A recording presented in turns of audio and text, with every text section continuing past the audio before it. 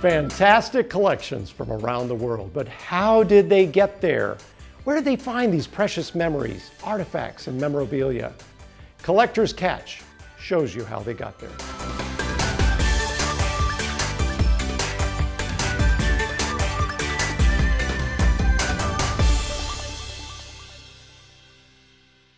Hello, I'm Chuck Hodge. You all remember their iconic music. You marveled at the album cover. We will show you how an item from this album cover reached into the lives of a collector in the United States and how he spoke about it with the Hollywood legend, Tony Curtis. Well, it first started off in the studio in England when the Beatles were taking the photos of the Sgt Pepper cover. And then, about 20 years later, it landed in Sotheby's auction in London. And then from there, it landed in New York City at an auction. And then it also landed, finally, in the hands of me in Indianapolis, Indiana. You became interested in the Beatles. And the Beatles performed at the Indiana State Fair. Is that when your Beatles interest began? No, actually, my interest began about a month earlier. When I saw a bunch of Beatle cards fly up in the air in a rainstorm, and I didn't know who they were. And once I found out who they were through my Uncle Johnny's store, I found out it was the Beatles. And then I found out they were coming to the Indiana State Fair. But because the fact is I was 6 years old, my mom and dad would no way let me go to the Coliseum with all those screaming fans. They probably thought, because I was such a short kid anyway, I would probably get trampled. What was that event? Screaming girls, people who I've talked to, they went to the show in the grandstand and the Coliseum, and they couldn't hear a thing because all the kids were screaming and stuff like that. But the thing it was just to see the Beatles on stage. That's what was really, really cool. Well, they did the early show, the 5 o'clock show at the State Fairgrounds Coliseum. And also what they did, matter of fact, they had a press conference right after that. And they were only supposed to do one show, but because of the demand, they decided to cancel the Joey Chitwood show. Sorry, Joey. And they made it for the 9:30 show at the grandstand. In between the two concerts at the Indiana State Fair, when they played the Coliseum and then they played the grandstand, they had a press conference. I've got the actual press pass for the press conference, and from my research, there's less than 2 or 3 that ever survived. A lot of people think about their music. What are we talking about when we talk about an album cover and different heads appearing on the cover? All 4 Beatles had an opportunity to write down their favorite famous people that they wanted on the cover. And after they took a look at it and they saw the common denominator, that's how these images were basically chosen to be put on the cover on the Beatles' Sgt. Pepper. How did they create this image with so many famous heads? Is it photoshopped? They took art, they took the photographs, and my guess is they probably blew them up into a larger size, and they took them and they cutted them around, and they placed them on a hardboard.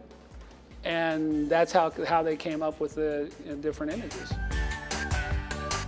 What did the Beatles have to do with Hollywood legend Tony Curtis?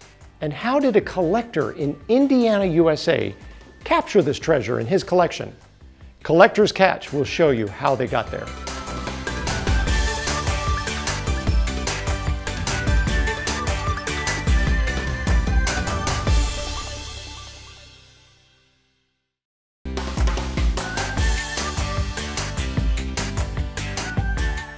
Here we are in Indiana. How did a piece from the Sgt. Pepper album cover make its way to Indiana into your hands as a collector? Well, that's the passion of collecting, but I can tell you exactly. There was a book, 1996, it was called Lyle Collectibles book, and as I was paging through it, I've always been a Tony Curtis fan since day one. And I saw the cutout, and I saw it was sold in Sotheby's. And I told myself that if I had an opportunity to ever come across that Tony Curtis, I was going to get it. because I wanted to have something from the Sgt. Pepper era, and obviously a cutout from their photo session, and the Beatles are right in front of it and they're right behind it. It's the perfect collector's dream, and that's why I got it. How did the photographer and artist create this image with so many heads? They just took images possibly out of a magazine cover, and when they blew it up and they put it on this hardboard, and that's how they put the images in their background. And do we know anything about how the art was bid on and how it got to New York? Originally from Sotheby's, and it came to an auction company in New York. I saw it, I pursued it, I won it, and now it's sitting here in Indianapolis, Indiana, and we're talking about it today, which I'm quite proud of. Where does Tony Curtis appear on the Sgt. Pepper album cover? I think it's like maybe third row from the top and maybe about 9 or 10 images over. But one thing about it is he circled it so he knew where he was, which was to me his most important thing anyway. And I'll tell you another thing what I like to do too, just as a footnote. When I saw Tony, I went ahead, and he was in a movie called Don't Make Waves with Sharon Tate, and I had a set of lobby cards and I had a poster, and I presented the poster and the lobby cards to him, and he was knocked out. He said, "You want me to sign all this?" I said, "No, this is a gift for you." You know, so what I've always tried to do, if I'm meeting a celebrity, I come with something else to give them as well. What is the Lyle book, and how did you first learn about it? I was in a bookstore, and I just saw that it had, it said Lyle Book of Rock and Roll and Movie Memorabilia Collectibles, and it was like a magnet. And I said, yeah, I want this book. And as I went through it, and obviously I've collected for a long, long time, I actually found items that I used to own that were in there, which was really flattering and quite cool, actually. But the certain page I turned over and I saw the Tony Curtis cutout. And when I saw the Tony Curtis cutout, I said to myself, you know what, that could travel one day and I may end up getting it. And I was hoping for it, and that's what I did. But the only ironic thing about this is that who is the author of the book? And it's believe it or not, it's Anthony Curtis. Is it any relation? No, but it's awful good karma. We will show you how an item from this album cover reached into the life of a collector in the United States, and how he spoke with the Hollywood legend Tony Curtis.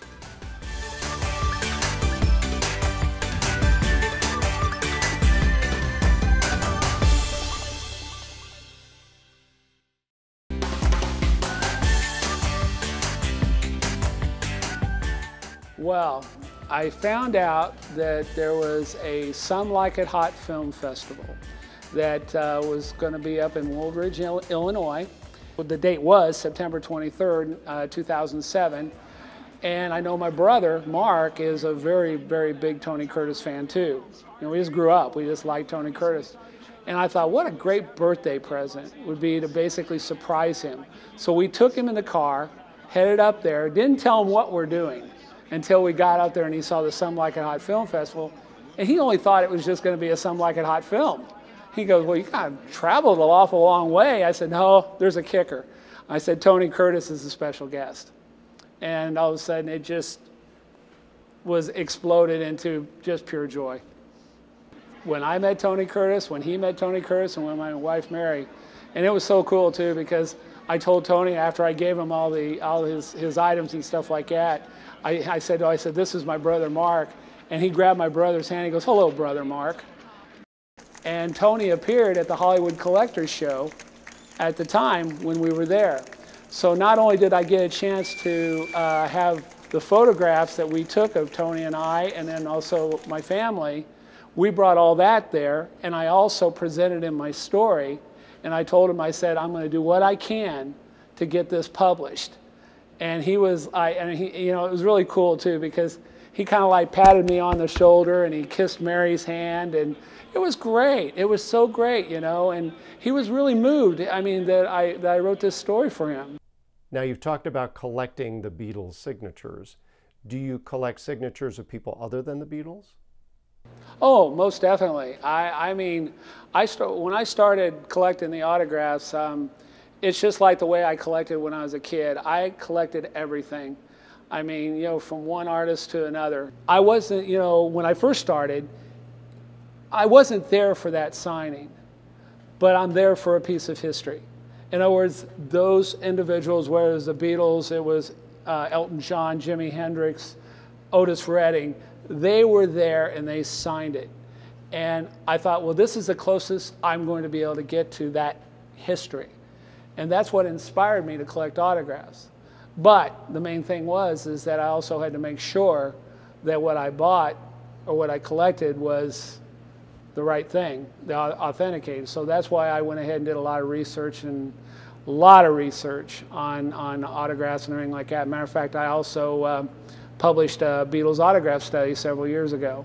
And so I really do my homework as far as getting a story from the person who got it. And once I know and everything, that comfort level is there for both parties, that's when it really becomes, well, I said it becomes a party. It's fun. Oh, the neat part about collecting is just the piece of history. You know, being a part of something that was a happening at that moment, at that time.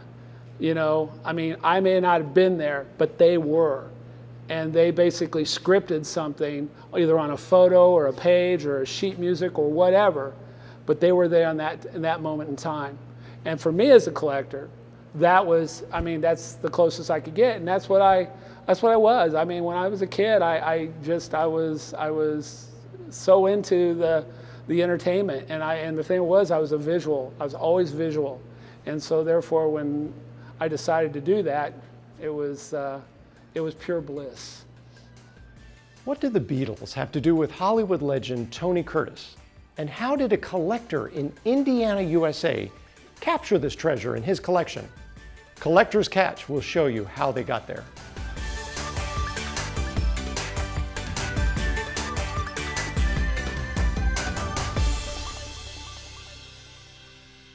When he saw the Pepperhead, okay, he looked at me and he said, you know, I never ever thought I would ever see this. He said, because when Brian Epstein contacted me and wanted to use my image on the Sgt Pepper, he goes, I was thrilled because I was a Beatles fan. He said, but to have this in front of me, you know, at the later ages, you know, later days of my life, he goes, this is just a gift. We took a picture of me holding the Pepperhead together, and it looks like Tony's kind of like he's not smiling. Those are tears. When I told him the whole story about that, and I put my arm around him, you know, and it's like, this guy, we never met before, and I'm putting my arm around this guy. When he saw the image of himself, my guess is when he was like 25 years old. And, you know, I mean, he was in his 80s and is in a wheelchair. Where does Tony Curtis appear on the Sgt. Pepper album? Well, I think it's like maybe third row from the top and maybe about 9 or 10 images over. But one thing about it is he circled it so he knew where he was, which was to me his most important thing anyway. The Tony Curtis head.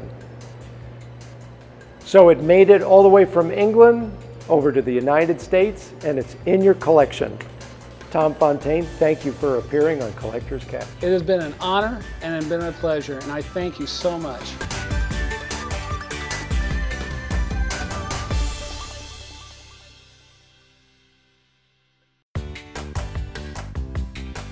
At Collector's Catch, the star's the collection, and you might have the next star of the show. Do you have a collection with an interesting history? How did you acquire that collection? What was its journey? Contact Collector's Catch by liking this channel or emailing us at the address below. You could have the next star of Collector's Catch in your hands. Contact us today.